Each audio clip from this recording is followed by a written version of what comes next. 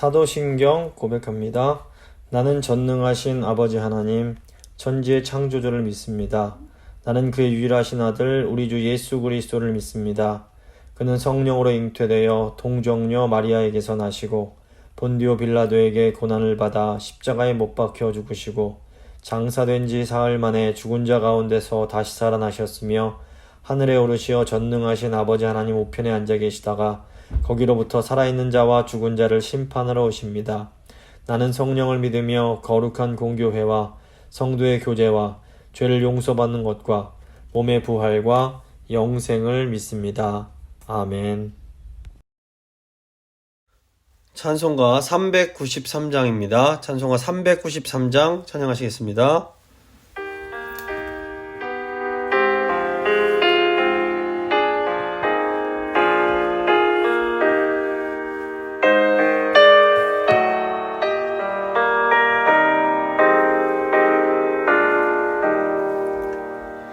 오신 실하신 주 내 아버지여 늘 함께 계시니 두려움 없네. 그 사랑 변찮고 날 지키시며 어제나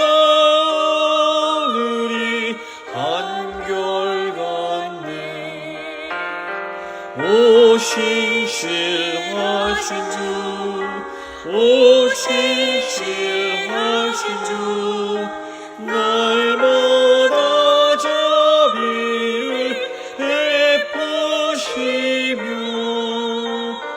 일용할 모든 것 내려주시니 오신 실하신 주 나의 구주 봄철과 또 여름 가을과 겨울 해와 달 별들도 다 주의 것 만물이 주 영광 드러내도다 신실한 주 사랑 나타내네 오신 실하신 주 오신 실하신 주 날마다 자비를 베푸시며 일용할 모든 것 내려주시니 오신 실하신 주 나의 구주 내 죄를 사하여 항의하시고 주 친히 오셔서 인도하네 오늘의 힘되고 내일의 소망 주만이 만복을 내리시네 오신 실하신 주 오신 실하신 주 날마다 자비를 베푸시며 일용할 모든 것 내려주시니 오신 실하신 주 나의 구주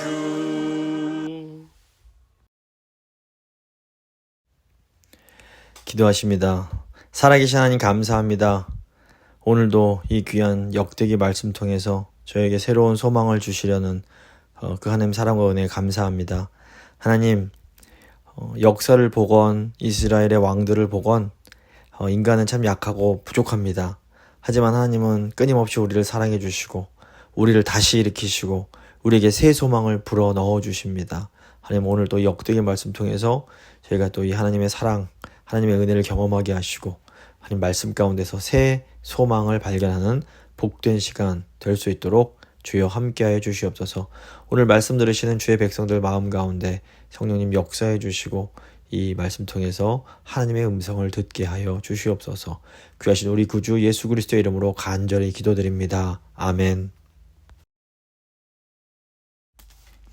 오늘 주신 하나님 말씀은 역대하 32장 24절부터 26절 말씀입니다. 역대하 32장 24절부터 26절 말씀 제가 봉독해 드립니다.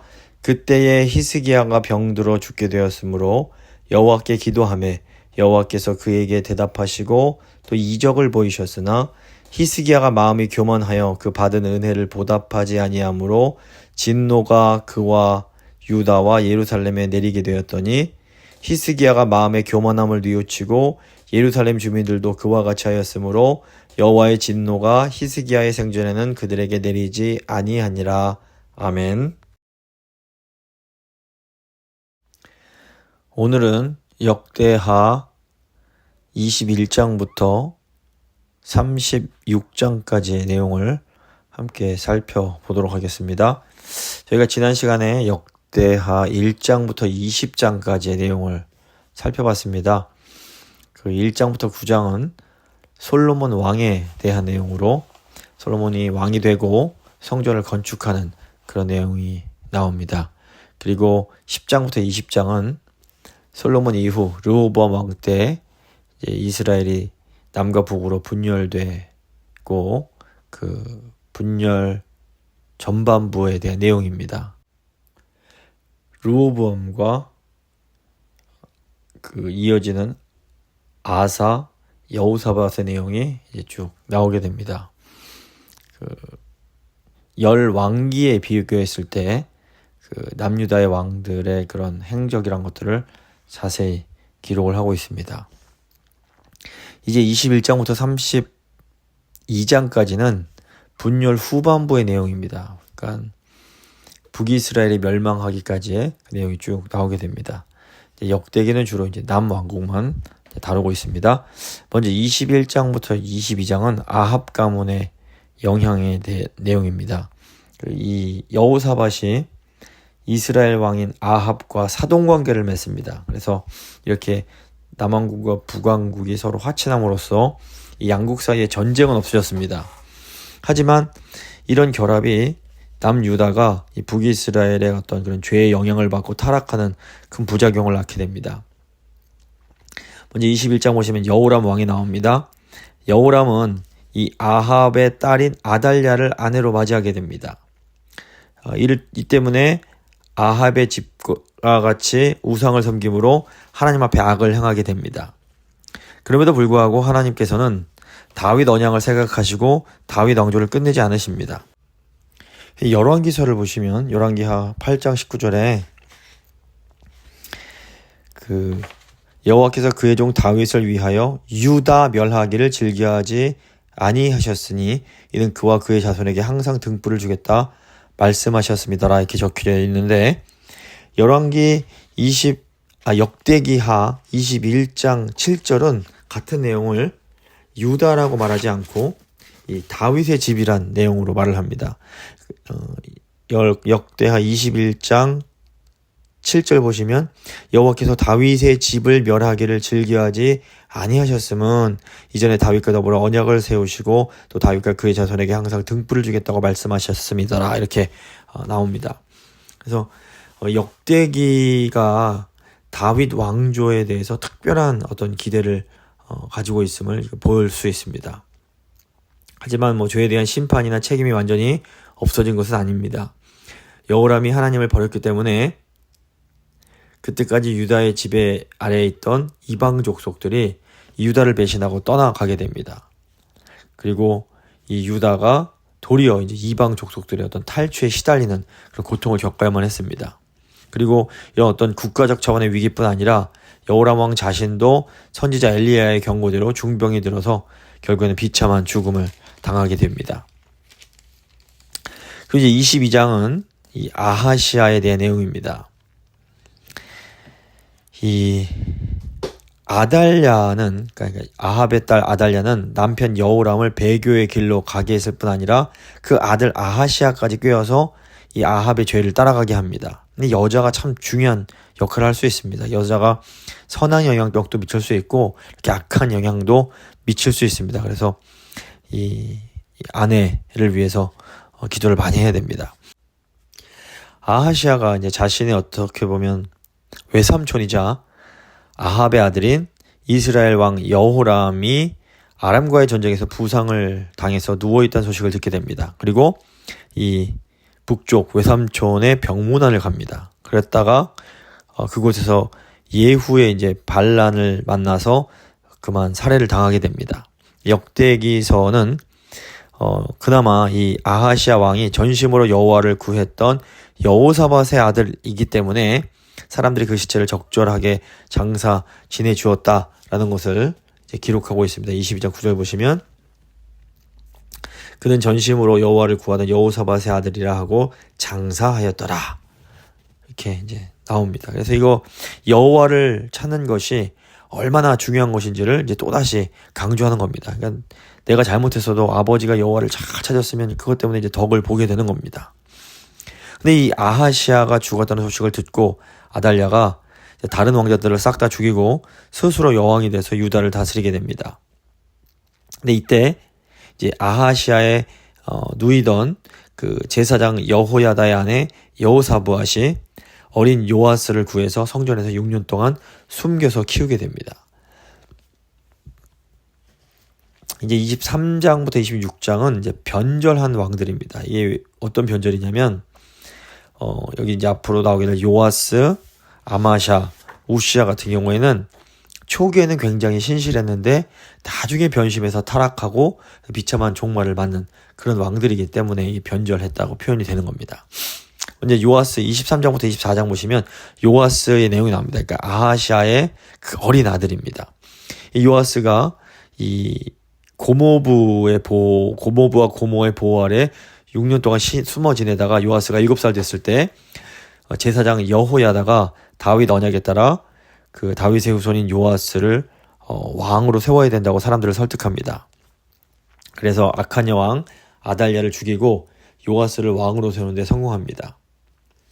근데 역대기는 단지 어떤 이런 정치적인 이 변동만을 이야기하지 않고 성전 제사와 예배가 어떻게 회복되었는지를 강조를 합니다. 여호야다는 성전의 직원들을 세워서 레위 제사장들을 돕게 하였고 또 문지기들을 세워서 성전의 거룩함을 잘 유지할 수 있도록 그렇게 만듭니다. 요아스 왕 같은 경우에는 자신의 어떤 숙부이자 후견인인 제사장 여호야다가 살아있을 동안에는 하나님 보시기에 정직하게 행하면서 성전을 수리하는 등 아주 선정을 잘 베풀게 됩니다. 그래서 이렇게 성전을 수리한다는 것이 오늘날 우리 신약시대에 어떤 의미가 있는가, 교회를 잘 이렇게 세우는 의미가 있다고 보시면 됩니다. 그러니까 요아스가 숙부가 살아계실 때에는 교인들을 잘 세우고 이렇게 잘 봉사를 했던 겁니다. 그런데 여호야다가 죽은 후에 여호와의 성전을 버리고 우상을 섬기게 됩니다. 그래서 24장 17절을 보시면 여호야다가 죽은 후에 유다 방백들이 와서 왕에게 절하며 왕이 그들의 말을 듣고 그의 조상들의 하나님 여호와의 전을 버리고 이렇게 되어 있습니다. 그래서 이게 참 그 유다 방백들이 그 어떤 지방의 지방을 다스리는 사람들인데 이런 유다 방백들의 영향을 받아서 여호와를 잘 섬기던 왕이 우상을 섬기게 되는 겁니다. 그러니까 주위에 누가 있는가가 굉장히 중요합니다. 그러니까 내가 주위에서 어떤 사람의 말을 듣고 어떤 사람의 영향을 받고 있는가, 이것이 우리의 어떤 굉장히 중요한 삶의 방향을 결정해 줄 수 있습니다. 그래서 주위에 믿음 좋은 분들을 많이 두셔야 됩니다. 요아스가 이제 하나님께서 그 마음을 돌이키시려고 보내주신 선지자들까지도 거부해버립니다. 특별히 그 제사장 여호야다, 그러니까 그 고모부의 아들인 스가랴가 하나님의 신에 감동돼서 너희가 여호와를 버린 거로 여호와께서 너희를 버리셨느니라, 이렇게 24장 20절에서 경고를 하는데, 이에 이제 화가 나갖고 이 스가랴를 성전 뜰 안에서 돌로 쳐 죽게 만듭니다. 아주 그냥 끔찍한 죄를 짓는 겁니다. 결국 그 다음에 아람 군대가 쳐들어와서 모든 방백들을 죽이고 재물을 약탈해 갑니다. 심판을 받은 겁니다. 요아스와 유다 백성들이 하나님을 버린 것에 대한 하나님의 심판이었습니다. 요아스 자신도 이 전쟁에서 부상당해서 결국 침상에서 신복들에게 암살을 당하게 됩니다. 사실 요아스 왕이 보면 정말 좀 되게 기구한 운명으로 보이는 것이, 어린 시절에 막 부모님을 잃고 고모와 고모부 밑에서 자라다가 또 이렇게 또 고모부 계실 때는 잘 신앙생활 하다가 고모부 돌아가신 다음에 또 이렇게 주위 나쁜 사람들한테 휩쓸려 갖고 우상 섬기는 이런 끔찍한 일을 당하게 되는 겁니다. 그래서 혼자 신앙으로 잘 설 수 있도록 이 교육하는 것도 굉장히 중요한 것을 저희가 볼 수 있습니다.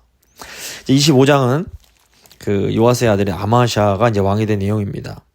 이 아마샤 왕이 이 초기에 하나님 보시기에 정직하게 행합니다. 그래서 이 아버지를 암살한 이 신복들을 죽였지만 하나님 말씀에 기록된 대로 그 신복들의 자녀들은 죽이지 않습니다. 그러니까 이게 하나님 말씀에 순종하는 겁니다. 복수하지 않고, 또 군사력을 보강하기 위해서 이스라엘로부터 용병 10만을 이제 빌려왔는데, 이때 무명의 선지자가 그러지 말라고, 하나님께서 이거 원하시지 않는다, 이렇게 하나님이 도와주실 거다 이렇게 말씀을 하니까 그 말씀에 순종해서 실제로 이 용병, 북이스라엘에서 왔던 용병 10만을 그냥 돌려보냅니다. 그래서 이스라엘 용병을 돌려보낸 후에 이 아마샤 왕이 선지자의 말에 따라서 용기를 내서 에돔을 치고 큰 승리를 거두게 됩니다. 그런데 이제 안타깝게도 에돔과의 전쟁에서 승리한 이후에 아마샤가 이 에돔의 우상을 가져다가 섬기게 됩니다. 선지자가 이것을 그러지 말라고 제지했는데, 이때는 또 이제 아마샤가 그 경고를 무시하면서 하나님의 진노를 사게 됩니다. 그래서 아마샤 왕이 그 이스라엘 왕 요아스에게 선전포고를 하고 이제 전쟁을 하는데, 이때는 이제 크게 패해서 예루살렘 성전까지 약탈을 당하고 많은 사람들이 포로로 끌려가게 됩니다. 그래서 하나님을 버린 아마샤가 아버지 요아스처럼 결국에는 또 이 반란 중에 또 살해를 당하게 됩니다. 그리고 이제 26장에 그 유명한 우시아 왕이 나옵니다. 아마샤의 아들인 우시아가 왕위에 오른 후에 적어도 하나님의 묵시를 하는 이 스가랴라는 선지자가 살 동안에는 이 우시아가 여호와 하나님을 잘 섬겼습니다. 그래서 이 우시아는 하나님의 도우심으로 주변의 많은 나라들을 정복하고 예루살렘 성곽의 문들과 망대를 세워서 튼튼하게 방위를 했습니다. 또 저수지를 많이 만들어서 목축과 농사가 잘 되게 하는 등 나라를 잘 다스립니다. 하나님의 은혜로 이 남유다가 좀 형통을 경험하는 겁니다. 그런데 또 이제 우시아가 좀 강성해지니까 또 교만해져서 규례를 어기고 제사장이 해야 될 분향을 자기 스스로 하겠다고 성전에 들어가서 설치는 겁니다. 결국 하나님의 진노를 사서 나병에 걸리게 됩니다. 그 후로 그는 더 이상 성전에 접근하지 못하고 따로 별궁에서 지내다가 죽고, 그가 별궁에 있는 동안 그의 아들 이제 요담이 대신 통치를 하게 됩니다. 이 세 왕을 보면 초창기에는 잘하다가 나중에 변질되는 경우입니다. 너무 안타까운 경우인데, 이거 저희가 좀 잘 마음에 새기고 끝까지 변하지 않고 하나님 섬겨야겠다는 그런 좀 다짐을 할 필요가 있을 것 같습니다. 27장부터 32장은 이제 일관된 왕들입니다. 그래서 일관되다는 건 다 착한 게 아니라 처음부터 착한 사람이 끝까지 착하거나 처음부터 악한 사람은 끝까지 악하게 행동하거나 이런 왕들을 말합니다. 먼저 27장 보시면 요담이 나옵니다. 요담에 대해서 역대기는 열왕기처럼 그가 아버지 우시아처럼 정직하게 행했다 이렇게 평가합니다. 그런데 여기 이제 역대기는 여기에 덧붙여서 이 요담이 여호와의 성전에는 들어가지 아니하였고 이런 말이 나옵니다. 그러니까 우시아가 말년에 범한 실수를 요담이 따라가지 않고 신앙의 어떤 순전함을 지켰다는 것을 강조를 하는 겁니다. 열왕기는 요담이 성전의 윗문을 건축했다고 아주 간단하게 소개만 하는데 역대기는 요담의 다른 공적들을 더 설명을 합니다. 이 요담이 유다의 튼튼한 성읍들을 건축하고 암몬 족속을 굴복시켰고 또 여호와 앞에서 정도를 행하여 점점 더 강해지게 됩니다. 그리고 이제 28장은 그 히스기야의 아버지 아하스에 대한 내용입니다. 이 아하스는 그 아버지인 요담과는 정반대로 굉장히 악하게 행동을 합니다. 이 아하스는 아버지 요담처럼 여호와 앞에 정직한 길로 행하지 않고 이스라엘 왕들처럼 우상을 섬기고 이방에 가져간 풍속들을 따라했습니다.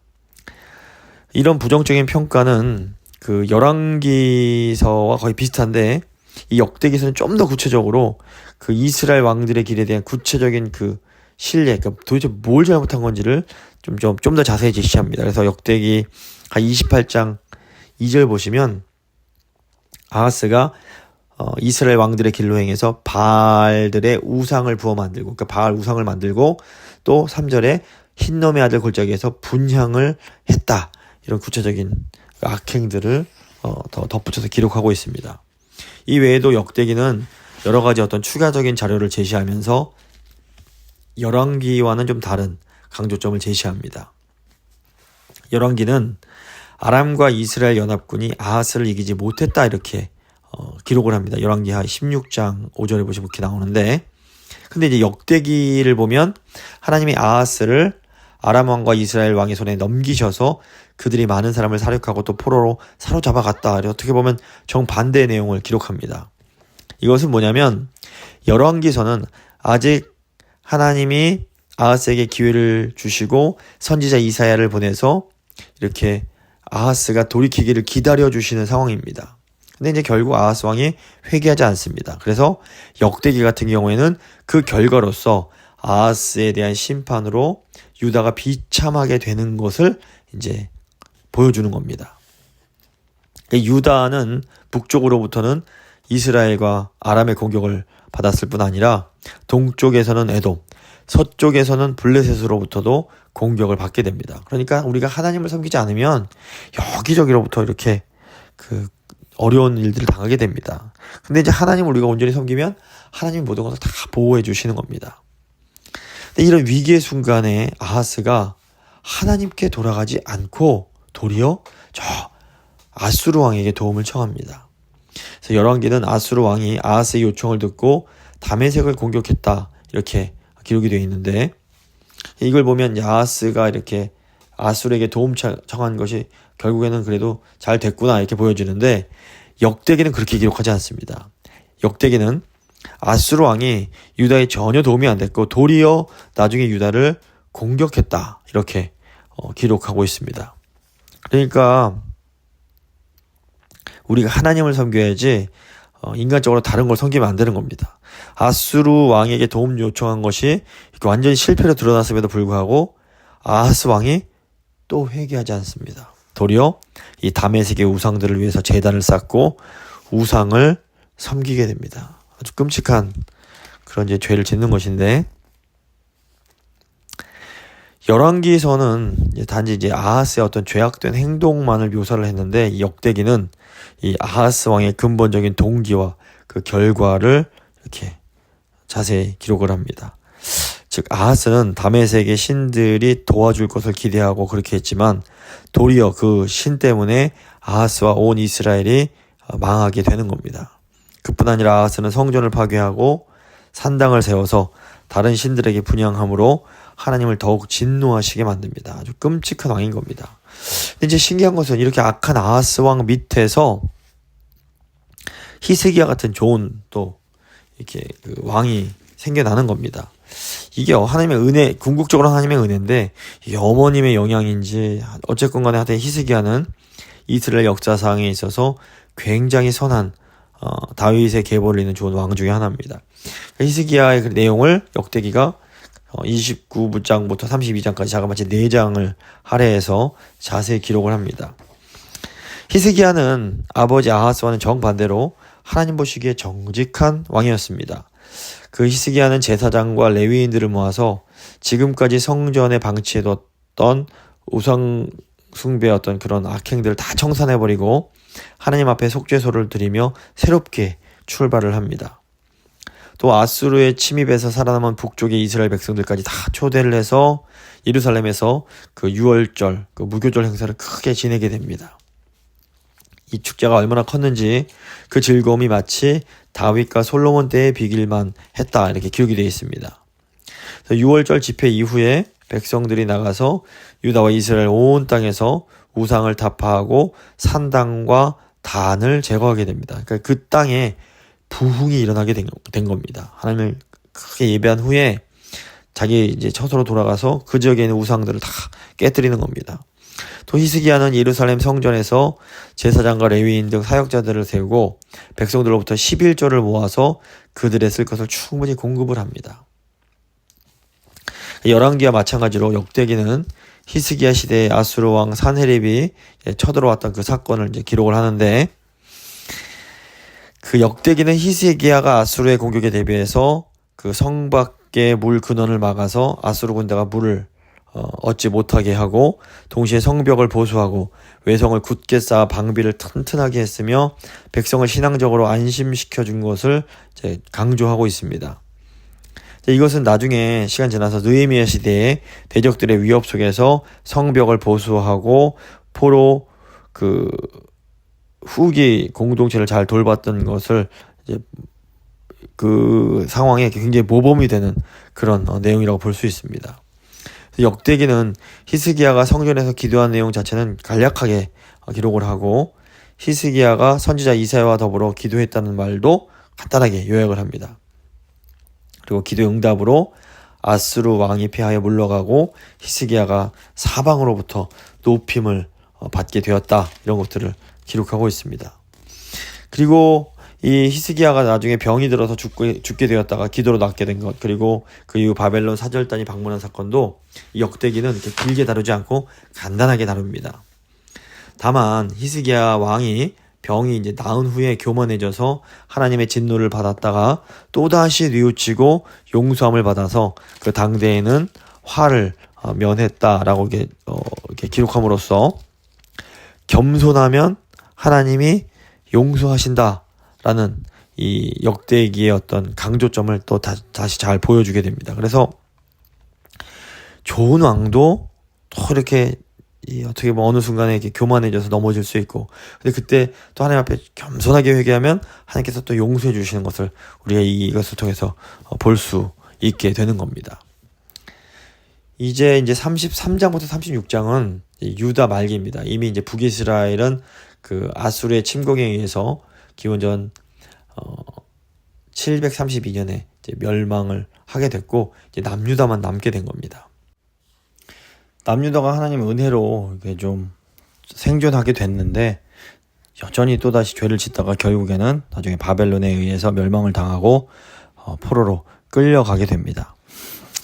33장 보시면 이제 타락한 유다라고 내용이 나옵니다. 그래서 이 므낫세와 아몬 왕에 대한 내용이 나오는데, 열왕기 보시면 여러 차례 이 므낫세 왕의 악행이 하나님의 진노를 사서 그 때문에 이 유다가 멸망하게 됐다, 이렇게 이제 기록을 합니다. 역대기 역시 므낫세가 우상 섬기고 이방 풍속을 행한 것에 대해서 정죄를 하면서 그의 통치로 말미암아 유다의 백성의 죄가 그들 앞에서 멸망한 열방보다 더 심했다, 이렇게 기록을 하고 있긴 합니다. 하지만 역대기를 보면 열왕기처럼 유다의 멸망의 책임이 직접적으로 므낫세에게 있다라는 식으로 기록하진 않습니다. 도리어 므낫세가 아수르 군대에게 사로잡혀서 바벨론으로 끌려갔을 때 겸비해서 기도함으로 하나님의 용서하심을 받아서 다시 예루살렘으로 돌아와서 왕위에 앉게 되었고, 그 이후에 므낫세가 우상을 타파하고 하나님을 섬겼다라고 이렇게 기록이 되어 있습니다. 이게 이제 그러니까 역대기가 그러면 열왕기와 서로 모순되는 거냐? 그건 아닙니다. 분열 왕국 초기에 유다 왕들의 역사에서 마찬가지로 이 역대기 같은 경우에는 하나님의 진노를 받더라도 겸비하여 회개하면 용서함을 받는다라는 그 신학적 메시지를 강조하는 겁니다. 그러니까 이런 이 역대기의 이런 강조점은 므낫세의 아들인 아몬에 대한 또 이렇게 기록을 통해서 또 다시 한번 확인할 수가 있습니다. 이 아몬도 므낫세처럼 우상을 숭배해서 하나님 앞에 악행을 했습니다.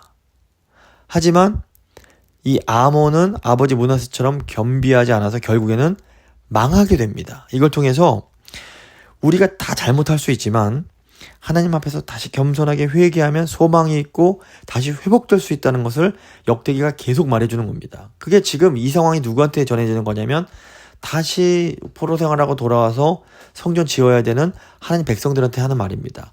우리가 잘못했다. 그래서 하나님께 신분 받았다. 하지만 우리가 회개해서 하나님 잘 섬기면 진심으로 겸비하면 하나님이 우리 다시 회복시켜 주실 수 있다라는 메시지를 계속해서 반복적으로 전하고 있는 거라고 볼 수 있습니다.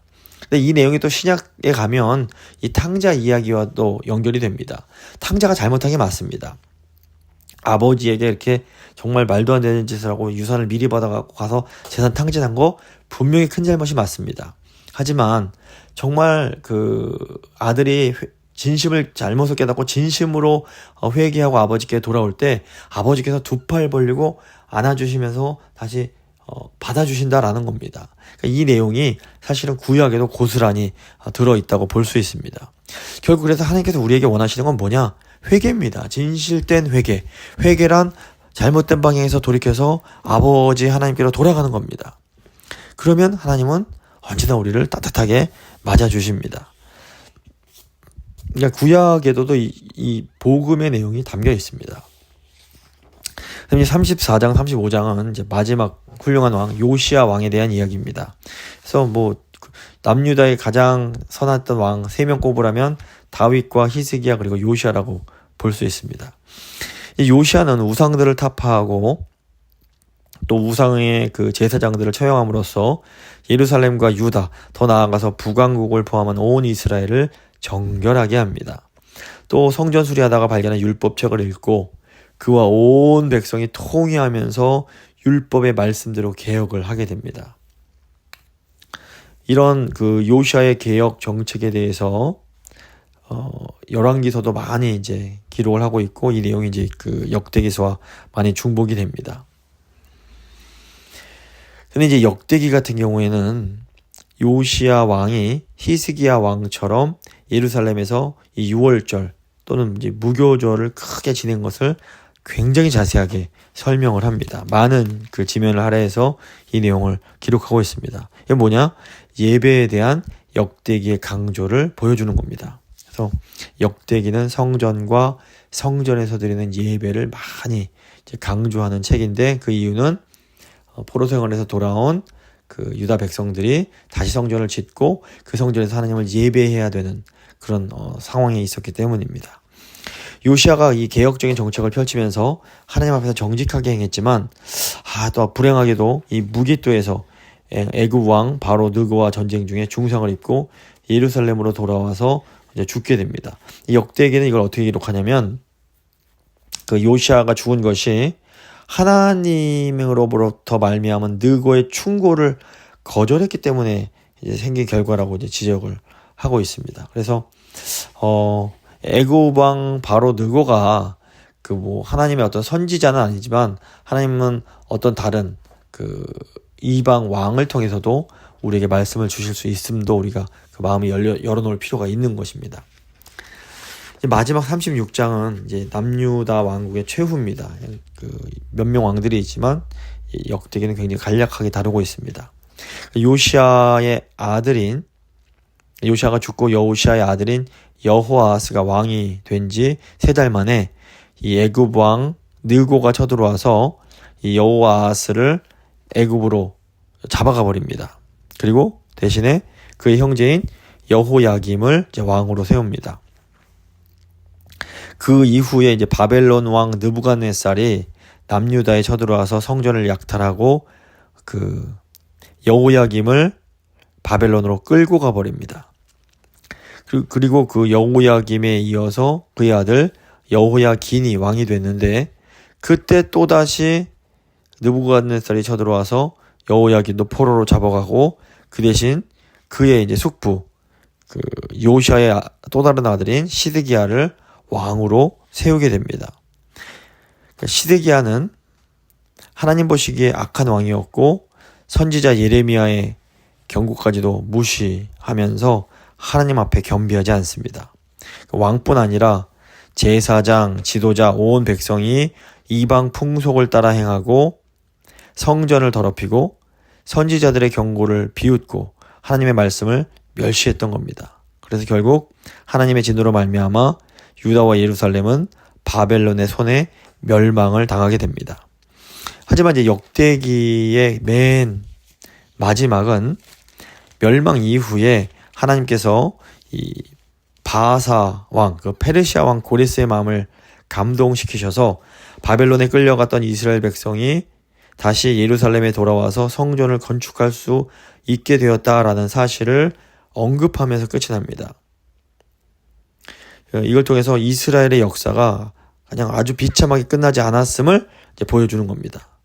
그래서 역대기하의 이 마지막의 이 말씀은 에스라서의 시작 부분과 연결이 되면서 그 성전 회복과 그 재건의 역사로 이제 이어지게 되는 겁니다.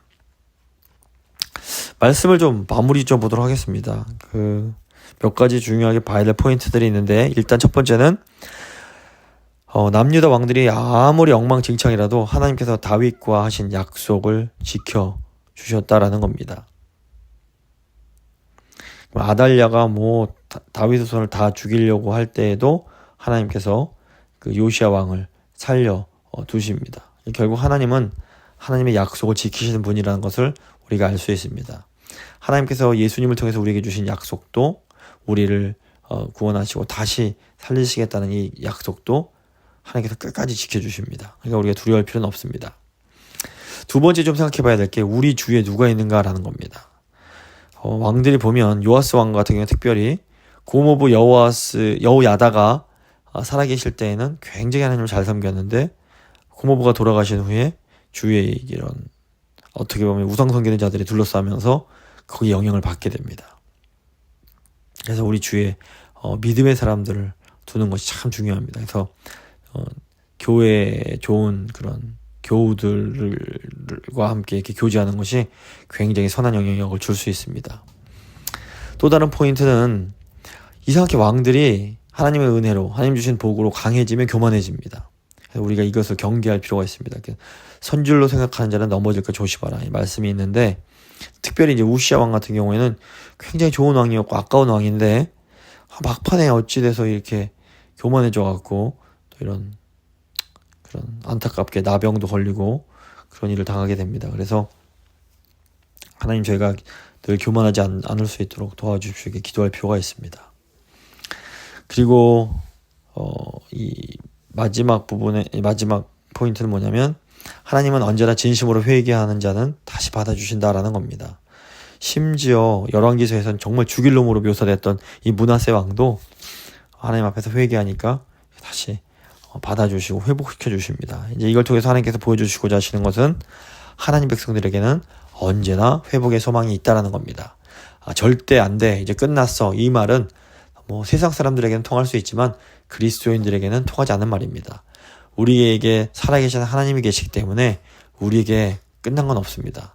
하늘이 무너져도 하나님을 믿는 사람들은 다시 일어설 수 있습니다. 우리가 진심으로 회개하고 아버지께 돌아가면 하나님께서 반드시 우리를 다시 회복시켜 주십니다. 시간 한번 기도하실 때, 하나님, 저희가 교만치 않기 원합니다.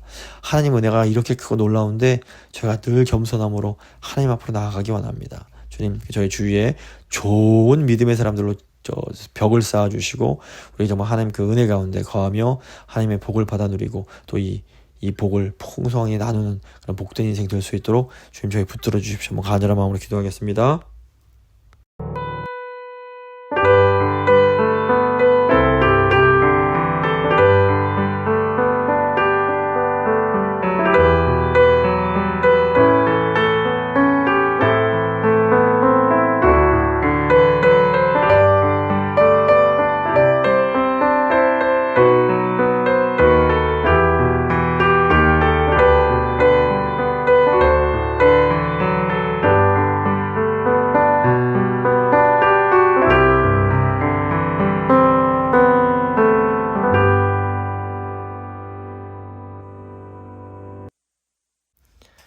이제 세상과 교회 위해서 잠깐 기도하는 시간 갖도록 하겠습니다. 먼저 목회자인 저와 교회 리더십, 저희 장로님들 위해서 기도해 주시기 바랍니다. 하나님께서 핏값 주고 사신 이 교회, 사랑하는 교회를 세우기 위해서 지혜와 명철이 필요합니다. 지혜와 명철 주시고 정말 예수님처럼 사랑하는 마음으로 교회를 잘 섬길 수 있도록 리더십 위해서 기도해 주시고, 또 이제 9월, 10월에는 저희가 특별히 이제 원하시는 교인들 신방을 좀 다니려고 하는데, 교회 사역 위해서도 사역 가운데 하나님 은혜 달라고 간절한 마음으로 한번 간절한 기도해 주시기 바랍니다.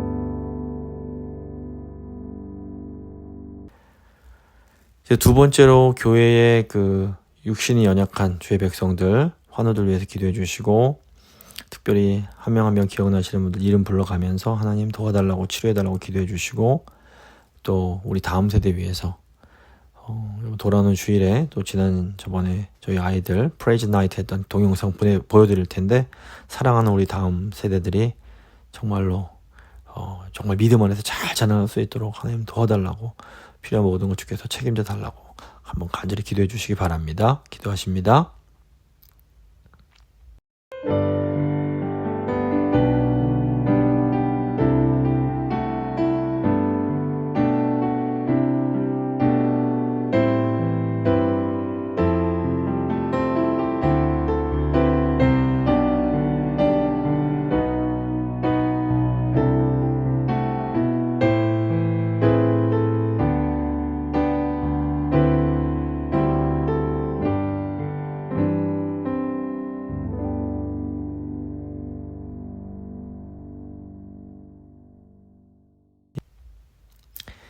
이제 저희 교회가 있는 이 지역에 영적인 필요들이 많이 있는데, LA와 우리 캘리포니아 이 지역 우리 교회가 잘 세울 수 있도록, 섬길 수 있도록 기도해 주시고, 또 특별히 전 세계 핍박받는 교회들 위해서 기도해 주시고, 한국과 미국에 있는 이 재건교회가 하나님이 주신 사명 잘 감당하는 재건교회 될 수 있게 달라고 사랑하는 마음으로 한번 간절히 기도해 주시기 바랍니다. 기도하십니다.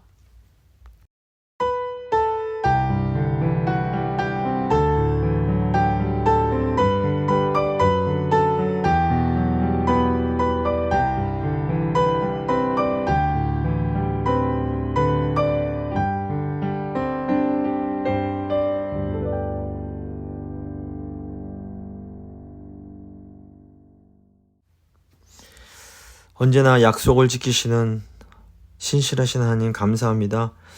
하나님 말씀을 보면 볼수록 저희는 늘 하나님과 맺은 약속을 어기지만, 하나님은 한 번도 약속을 어기지 않으시고 끝까지 신실하게 약속을 지키시는 분이심을 저희가 보게 됩니다. 그 하나님의 신실하심에 인하여 저희가 너무나 감사합니다. 주님, 오늘 말씀 보니까 주위에 누가 있는가가 너무 중요합니다. 주위에 정말 좋은 믿음의 사람들로 진쳐주시고, 저희가 정말 믿음으로 서로 철을 날카롭게 하는 것처럼 서로를 권면하고 믿음 안에서 서로를 잘 세워가는 그런 좋은 믿음의 그 사람들 다 될 수 있도록 주여 도와주시옵소서. 또 하나님께서 복 주셨을 때 교만해지지 않기를 원합니다. 왕들 보면 하나님께서 조금만 좀 잘 되게 해주시면 그냥 또 교만해져서 나쁜 짓을 하고 그러는데, 주님, 저희는 정말 하나님께서 복 주셔도 하나님께 더 겸손하게 하나님께 감사하면서 주께서 주신 복을 이웃과 세상과 나누는 그런 정말 아름다운 교회, 주님 기뻐하시는 교회가 될 수 있도록 주여 함께하여 주시옵소서. 하나님, 너무 감사한 것은 저희가 언제라도 정말 진심으로 회개하면 주님은 저희를 받아주십니다. 탕자를 기다리셨던 그 아버지의 마음으로 저희가 돌아오기만을 늘 간절히 기다리시는 그 아버지의 마음을 저희가 기억하게 하시고, 아버지 이왕이면 저희가 아버지 품에서 떠나지 않고 정말 주님 품 안에 거하면서 정말 아버지께 기쁨을 드리는 그런 정말 주님의 자녀들 다 될 수 있도록 주여 함께하여 주시옵소서. 정말 하나님께서 정말 하나님을 사랑하는 자 곧 그 뜻대로 부르심을 입은 자들에게는 모든 것을 합력하여 선을 이루게 하시는 분이심을 저희가 믿습니다. 주님 저희와 함께하여 주시옵소서. 특별히 저희 교회의 리더십 주님께서 붙들어 주시고 겸손하고 또 지혜롭게 주님의 몸된 교회 잘 섬길 수 있도록 도와주시고 또 이제 9월 10월에 또 저희 교회에서 진행되는 모든 신방이라든가 사역 가운데 주님 함께하여 주시기 원합니다. 또 사랑하는 우리 교회에 육신이 연약한 주의 백성들이 있습니다. 주님 불쌍히 여기시고 아버지 육신의 아픔 때문에 하나님의 무로부터 멀어지는 것이 아니라 더 주님 사랑하고 더 믿음이 더 강해지고 굳어질 수 있도록 주여 붙들어 주시고 아버지 제발 주님 치료하셔서 강건해질 수 있도록 주여 함께하여 주시옵소서. 또 사랑하는 우리 다음 세대들이 믿음 안에 굳건히 설 수 있도록 주여 함께하시고 저희 다음 세대에 필요한 것들 주께서 친히 공급하여 주시기 아버지 간절히 간구합니다. 또 주님 저희 교회가 자리하고 있는 이 캘리포니아 지역 주님 영적으로 어둡지만 교회들이 다 일어날 수 있도록 도와주시고 정말 다시 한번 그 부흥의 물결이 이 땅 가운데 일어날 수 있도록 주여 함께하여 주시옵소서. 전 세계 핍박받는 교회들 주님 불쌍히 여기시고 그 가운데서도 복음 사역이 더 왕성해질 수 있도록 주님 함께하여 주시고 또 특별히 한국에 있는 재건교회와 또 미국에 있는 재건교회들이 주께서 주신 사명 잘 감당할 수 있도록 주님 함께하여 주시옵소서. 주님 저희를 사용하여 주시옵소서. 주님만 의지하며 귀하신 우리 주 예수 그리스도의 이름으로 간절히 기도드립니다. 아멘. 찬송가 484장입니다. 484장 찬양하십니다.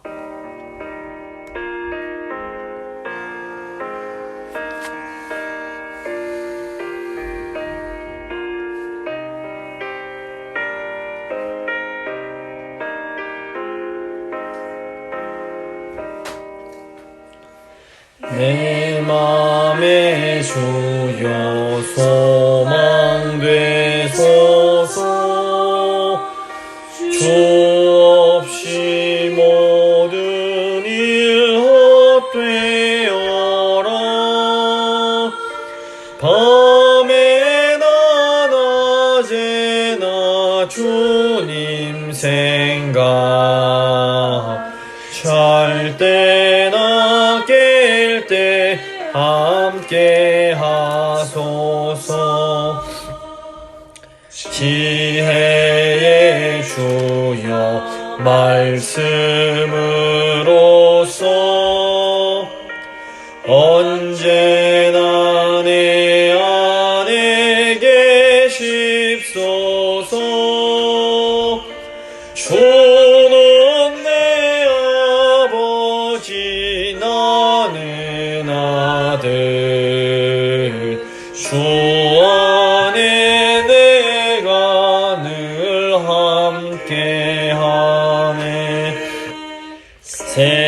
세상의 영광 안 보여도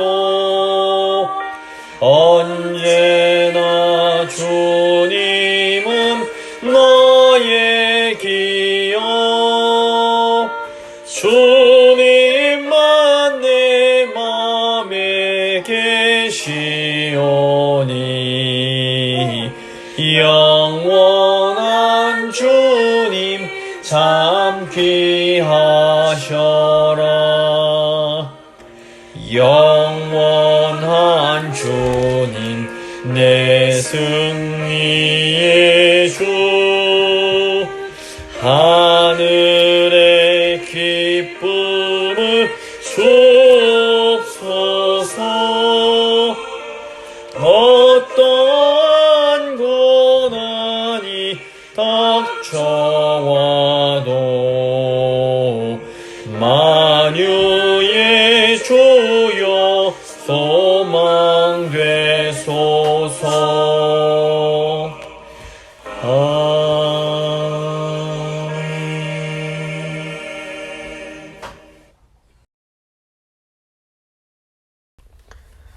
주님 가르쳐 주신 기도로 예배 마치도록 하겠습니다. 하늘에 계신 우리 아버지, 아버지의 이름을 거룩하게 하시며 아버지의 나라가 오게 하시며 아버지의 뜻이 하늘에서와 같이 땅에서도 이루어지게 하소서. 오늘 우리에게 일용할 양식을 주시고 우리가 우리에게 잘못한 사람을 용서해 준 것 같이 우리 죄를 용서하여 주시고 우리를 시험에 빠지지 않게 하시고 악에서 구하소서. 나라와 권능과 영광이 영원히 아버지의 것입니다. 아멘.